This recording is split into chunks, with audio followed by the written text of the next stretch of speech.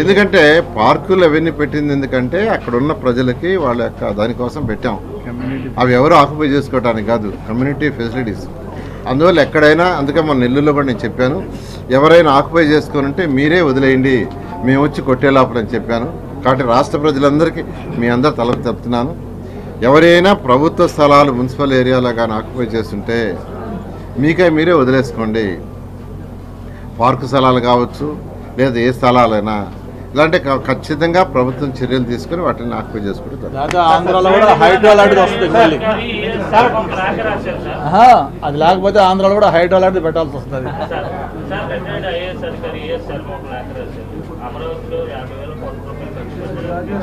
వైఎస్ఆర్సీపీలు ఏం చేశాడు?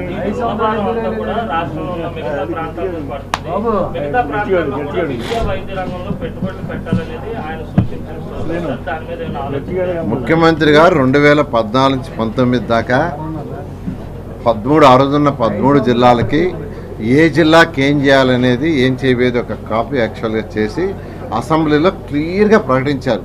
13 జిల్లాలకు ఏ జిల్లాలో ఇండస్ట్రీస్ తెస్తున్నాం, సాఫ్ట్ ఇండస్ట్రీస్, హార్డ్ ఇండస్ట్రీస్, లేదా ఎంప్లాయ్మెంట్ వచ్చాయి, అలా యాక్చువల్గా 13 జిల్లాలకు అప్పుడు చేశారు. మళ్ళా కూడా ఇప్పుడు యాక్చువల్ గవర్నమెంట్ వచ్చింది. ఖచ్చితంగా వారి విజన్తో 13 జిల్లాలను సమానంగా డెవలప్ చేయడం జరుగుతుంది. Thank you. జరిగిన ఎన్నికల్లో ఆంధ్రప్రదేశ్ రాష్ట్రం మొత్తం కూడా కూటమి ఘన విజయం సాధించిన తర్వాత, చంద్రబాబు నాయుడు గారి నాయకత్వంలో కొత్త ప్రభుత్వం ఏర్పడిన తర్వాత, మరి ఈరోజు క్యాబినెట్లో కీలకమైన శాఖ ఎంఏయుడి, ఆ శాఖ మంత్రిగా ఉన్న నారాయణ గారు విశాఖపట్నం మొన్న మధ్యలో ఒకసారి వచ్చినప్పుడు కూడా మన ఎలక్షన్ కోడ్ ఉండటం వల్ల ఆ రోజు అధికారిక పర్యటనలు కానీ, లేకపోతే అధికారులతో సమీక్షలు కానీ, లేకపోతే ఇటువంటి సైట్ విజిట్లు కానీ ఏమి ఆ రోజు చేయలేకపోవడం వల్ల వరకు వచ్చి వెళ్ళిపోయినా కూడా అఫిషియల్గా అయింది మొట్టమొదటి ట్రిప్ విశాఖపట్నానికి. ఈరోజు ఆంధ్రప్రదేశ్లో మొత్తం ఉమ్మడి 13 జిల్లాల్లోనే జీవీఎంసీకి ఒక ప్రత్యేకమైన ప్రాధాన్యత ఉంది. ఎందుకంటే 20 లక్షల పాపులేషన్ తోటి 98 పైగా వార్డులతోటి, మరి స్టేట్లోనే హైయెస్ట్ రెవెన్యూ కానీ, లేకపోతే డెవలప్మెంట్ యాక్టివిటీస్ కానీ ఇవన్నీ చేస్తున్న కార్పొరేషన్.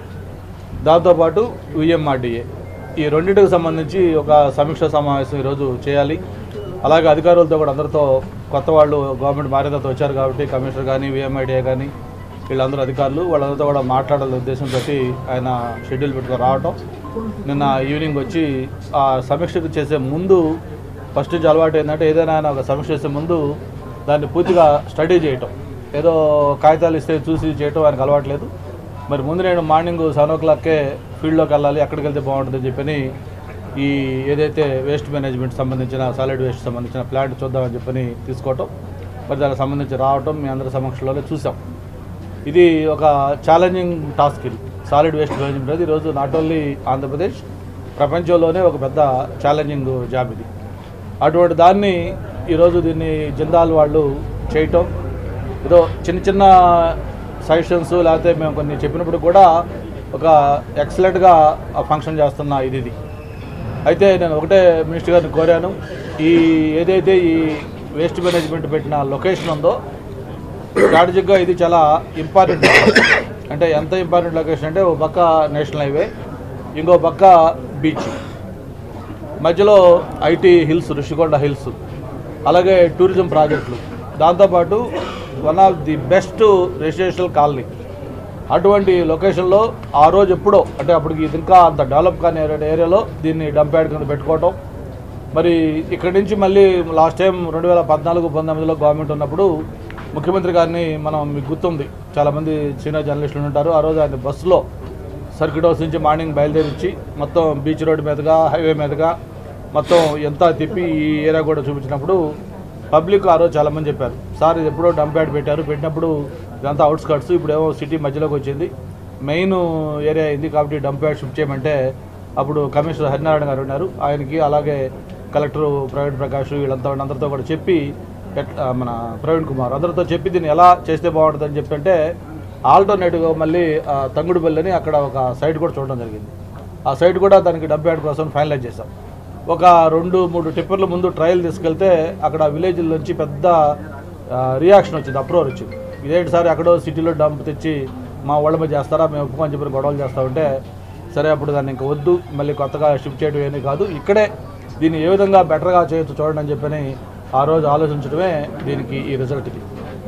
దానికి సంబంధించి ప్రత్యేకంగా మినిస్టర్ గారు కూడా ఢిల్లీ అలాగే టోక్యో ఇట్లా ఎక్కడైతే వరల్డ్లో ఈ బెస్ట్ వేస్ట్ మేనేజ్మెంట్ ప్లాంట్స్ ఉన్నాయో అన్నీ స్టడీ చేసి కాస్ట్ ఎక్కువైనా కూడా ఇది ఆ స్మెల్ రాకుండా పబ్లిక్ ఇన్కరెన్స్ లేకుండా ఇది పెట్టాలని చెప్పని అనుకొని ఆ రోజు జిందాల్ వాళ్ళతో మాట్లాడి నెగోషియేట్ చేసి దీన్ని స్టార్ట్ చేయడం జరిగింది.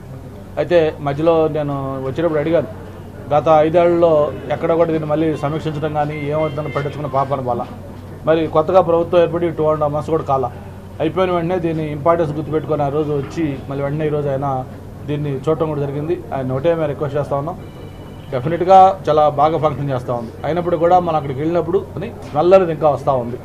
నేను నా వాళ్ళతో మాట్లాడేటప్పుడు కూడా ఇంకా కొంచెం డబ్బులు ఖర్చు పెట్టి అంటే కమర్షియల్గా చూడకుండా దీన్ని ఒక సోషల్ రెస్పాన్సిబిలిటీని తీసుకొని అవసరం వస్తే గవర్నమెంట్ వాళ్ళకి ఆ వైబిలిటీగా ఫండ్ ఇచ్చా లేకపోతే ఇంకోటి చేసా దాన్ని ఏం చేస్తారనేది మినిస్టర్ గారు సెక్రటరీస్ మాట్లాడి సీఎం గారితో మాట్లాడి ఇక్కడ ఎట్లా ఉండాలంటే మాకు స్టీల్ ప్లాంట్ అడ్వర్టైజ్మెంట్ ఇస్తూ ఉంటాం, అప్పుడు ఆ ప్లాంటేషన్ అయిన తర్వాత సిటీలో కంటే కూడా అంత పెద్ద బ్లాస్ట్ ఫర్నెస్లో ఉన్నా కూడా మినిమం 2-3 degrees మినిమం టెంపరేచర్ తక్కువ ఉంటుందని వాళ్ళు ఛాలెంజ్ చేశారు, అంటే అంత ప్లాంటేషన్ చేశారు.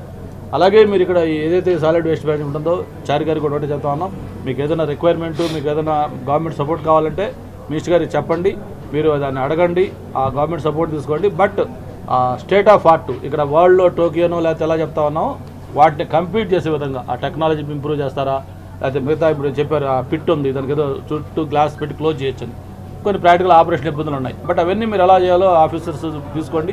బట్ అల్టిమేట్గా ఏంటంటే ప్రజల నుంచి అరే మినిస్టర్ గారు విజిట్ చేశారు, చేసిన తర్వాత చాలా ఇంప్రూవ్ అయిపోయింది, ఇదివరకు కనీసం రోడ్డు మీద అప్పుడు స్మెల్ వచ్చేది, ఇప్పుడు ఎక్కడా లేదు, బ్రహ్మాండంగా ఉందనే విధంగా దాన్ని ఇంప్రూవ్ చేయాల్సిన రెస్పాన్సిబిలిటీ మనకు. దీన్ని కమర్షియల్గా చూడొద్దు, మీరు జిందాల్ పెద్ద ఆర్గనైజేషను, మీరు కూడా రెస్పాన్సిబిలిటీ ఉంది.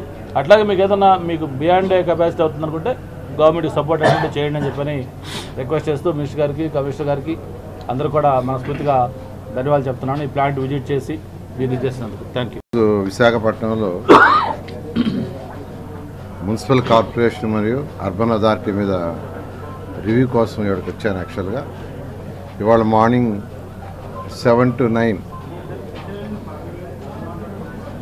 ఫిజికల్గా ఏదైనా చూస్తామనే ఉద్దేశంతో పర్టికులర్గా స్వచ్ఛ ఆంధ్ర స్వచ్ఛ భారత్లో పార్ట్ అయినటువంటి ఈ ప్లాంట్ వేస్ట్ ఎనర్జీ ప్లాంట్ చూడాలని యాక్చువల్గా నేను కమిషనర్ గారికి చెప్పాను. అయితే దానికి సంబంధించిన అంటే ఈ ఏరియాకి సంబంధించిన ఎమ్మెల్యే గంటా శ్రీనివాస్ గారు కావటం ఆయన కూడా ఇన్ఫార్మ్ చేయడం జరిగింది.